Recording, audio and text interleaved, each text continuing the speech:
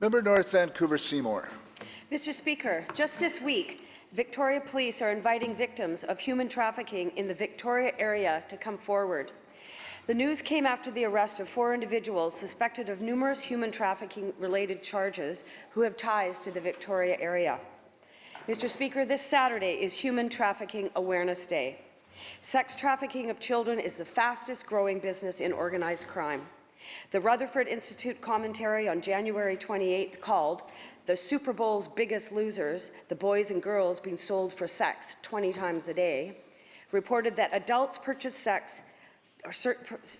children for sex at least 2.5 million times a year in the U.S., and every 2 minutes a child is exploited into the sex industry.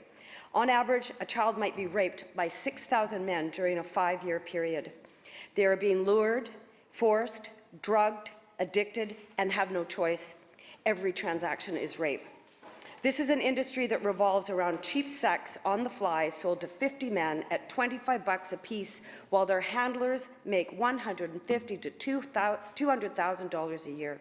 And it's happening right here in British Columbia, in all of our communities.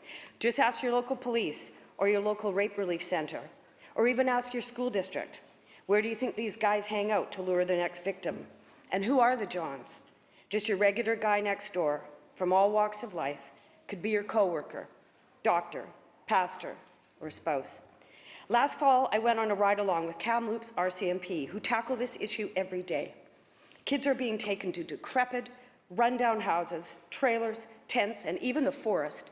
Police can rescue them, but they go back to their pimps because they are addicted and the pimps have the drugs. Addiction, trauma. Addiction, trauma. And addiction, trauma. Mr. Speaker, we need to wake up that this horrible crime is happening in all of our communities, and we need to find and prosecute human traffickers and rapists, and we can only do that when our system fully supports the victims, and we have a long way to go. On National Human Trafficking Awareness Day, let's stand together for the victims, the children. Thank you.